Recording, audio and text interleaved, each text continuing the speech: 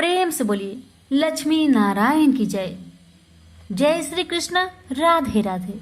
प्यारे भक्तगणों, आज की वीडियो में आप सभी श्रवण करेंगे बड़ी ही दुर्लभ 11 माता की व्रत कथा। एक बार एक राज्य में एक राजा रहते थे। राजा बहुत ही बुद्धिमान और बलशाली थे।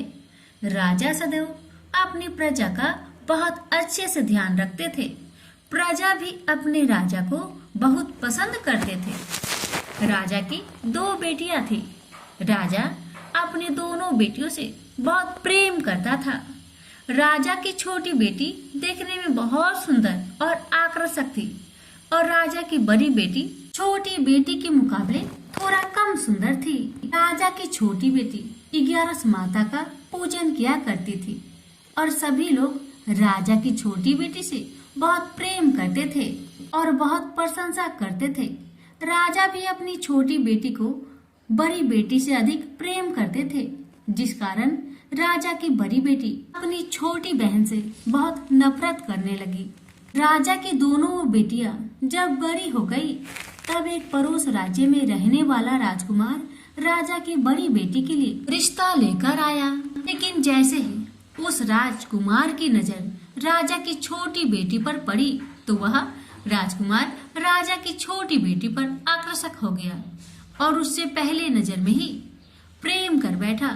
उस राजकुमार ने राजा की बड़ी बेटी के साथ विवाह करने से मना कर दिया और उसने राजा से कहा कि मैं आपकी छोटी बेटी से विवाह करना चाहता हूँ।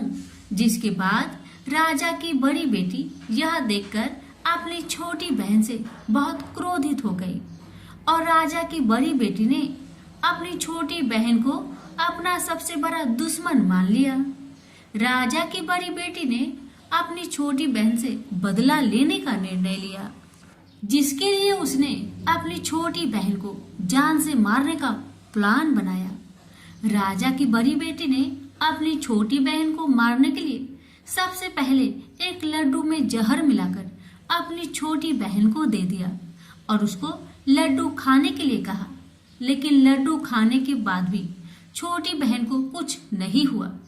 बड़ी बहन यह देखकर बहुत आश्चर्य में पड़ गई, लेकिन बड़ी बहन ने हार नहीं मानी और उसने जब रात में छोटी बहन अपने कमरे में सो रही थी, तब एक मटके में सांप रखकर उसे कमरे में छोड़ दिया ताकि छोटी बहन को डस ले और उसका काम तमाम हो जाए।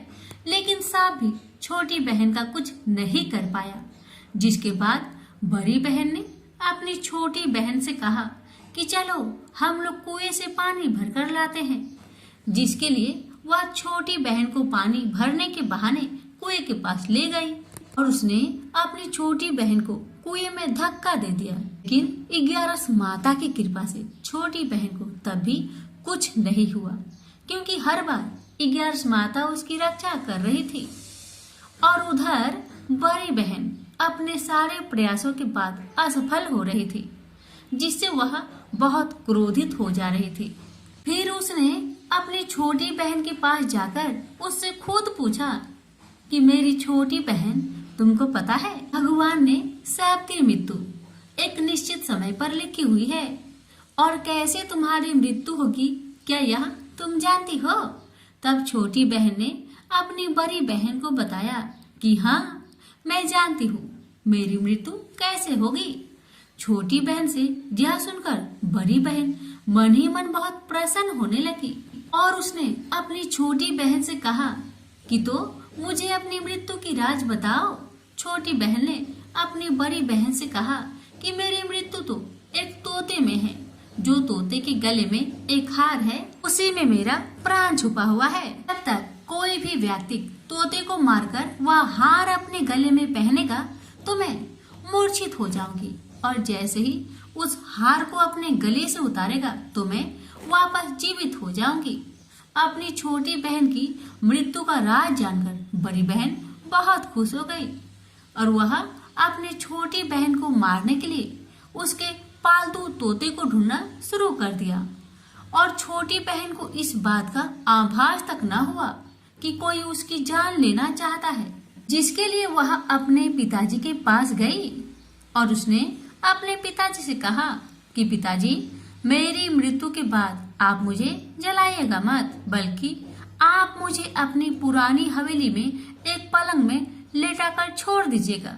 अपनी छोटी लड़की की यह बात सुनकर राजा बहुत आश्चर्य में पड़ गया और उसने अपनी बेटी से पूछा, बेटी, तुम यह क्या कह रही हो? तब राजा की छोटी बेटी ने बताया, पिताजी, समय किसी के लिए नहीं रुकता है, कब क्या हो जाए किसी को कुछ पता नहीं है। और फिर राजा ने अपनी छोटी बेटी से कहा कि तुम ऐसी बातें क्यों कर रही हो? 2-3 दिन में तुम्हारा विवाह है। लेकिन छोटी बेटी ने अपने पिताजी को ऐसा करने पर मजबूर कर दिया और उसने वचन ले लिया।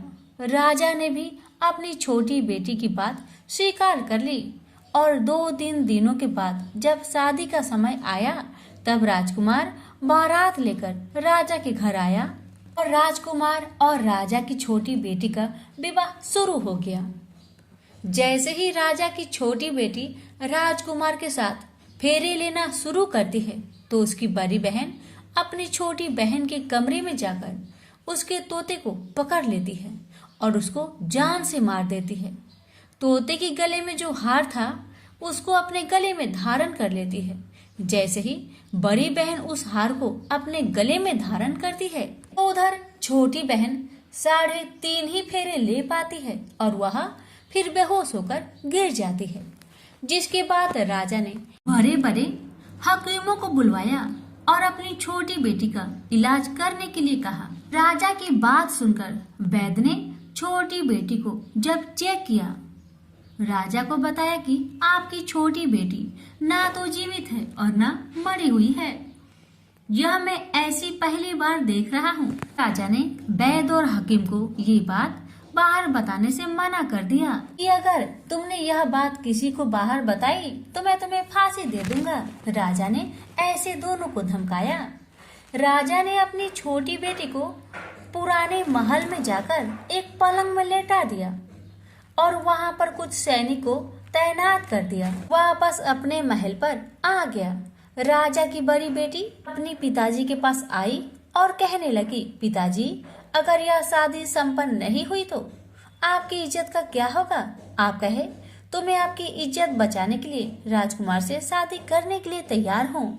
जिसके बाद राजा ने अपनी बड़ी बेटी की बात मान ली और राजा ने बड़ी बेटी को छोटी बेटी के कपड़े पहनाकर मंडप पर भेज दिया। लेकिन राजकुमार यह जान गया कि यह राजा की छोटी बेटी नहीं बल्कि बड़ी बेटी है। लेकिन जब राजकुमार ने शादी करने से मना किया तो सभी लोग ने राजकुमार को विवश करके राजा की बड़ी बेटी से बचे हुए फेरे संपन्न करा दिए और विवाह करवा दिया। जिसके बाद राजकुमार राजा की बड़ी बेटी को अपने महल ले गया। राजकुमार राजा की बड़ी बेटी से ना तो बात करता था, नहीं उसको पसंद करता था और ना ही उसके आसपास भटकता था। और राजकुमार ने यह फैसला लिया था कि वह अपनी प्रेमिका को ढूंढकर रहेगा और यह जानकर रहेगा कि उसके साथ क्या हुआ है। एक दिन राजकुमार अपने घोड़े पर सवार होकर राजा के पुराने महल के पास पहुंच गया, जहां पर उसने कुछ सैनिकों को देखा। महल के पास पहुंचकर राजकुमार ने जब महल को ध्यान से देखा तो वह समझ गया कि यह तो हमारे ससुर जी का महल है।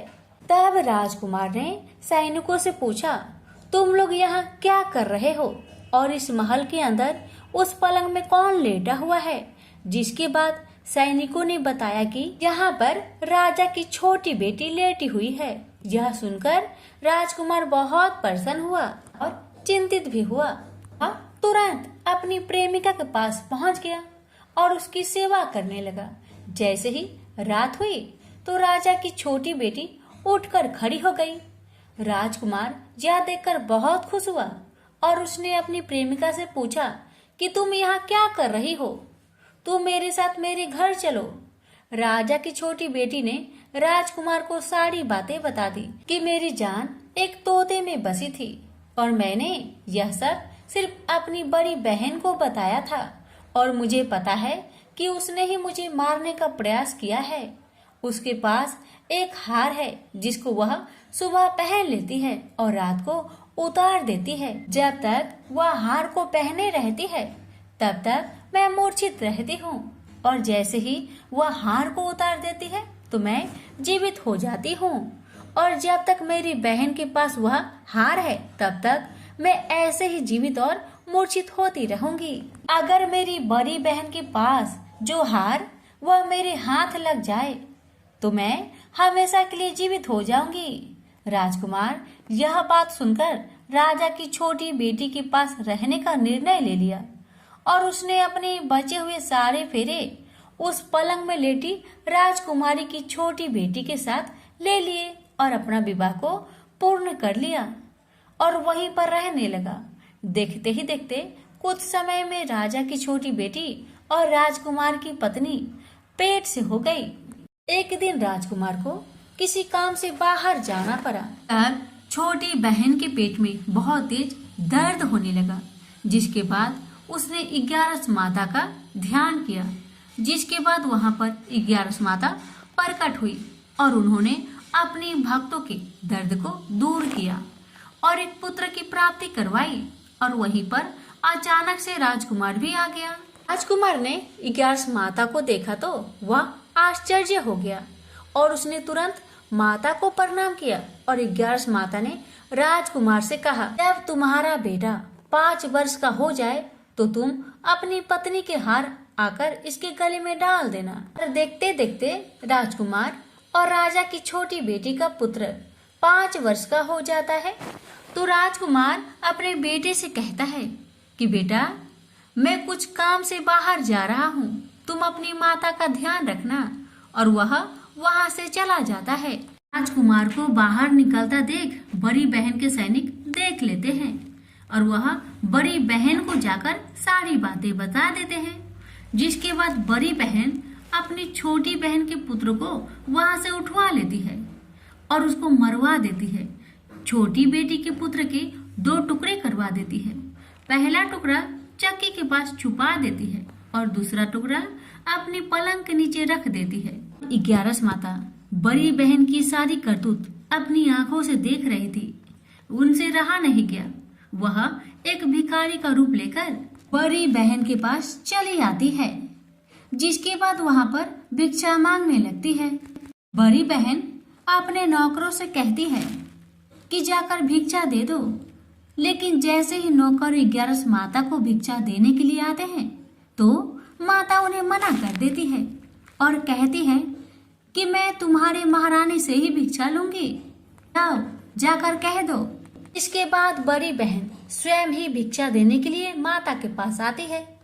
तब माता एक बिल्ली का रूप लेकर उसके कमरे में चली जाती है और वहां पर छोटी बेटे के पुत्र के टुकड़े को जोड़ देती है और उसे जीवित कर देती है। उसे वहां से ले जाती है।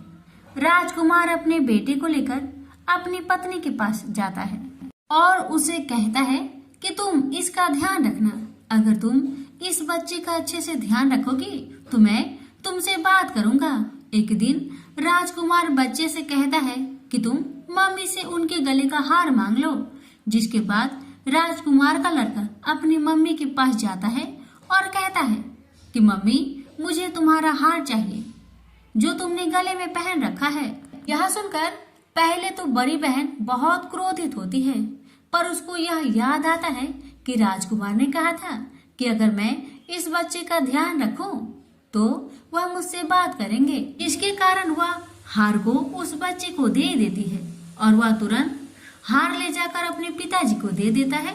और तभी राजकुमार अपने बेटे को लेकर वहां से जाने लगता है और अपनी पत्नी से कहता है कि तुम हमारे लिए खाना बनाकर रखना, मैं शाम को आकर तुम्हारे साथ खाऊंगा। और वह अपने बेटे को लेकर वहां से चला जाता है।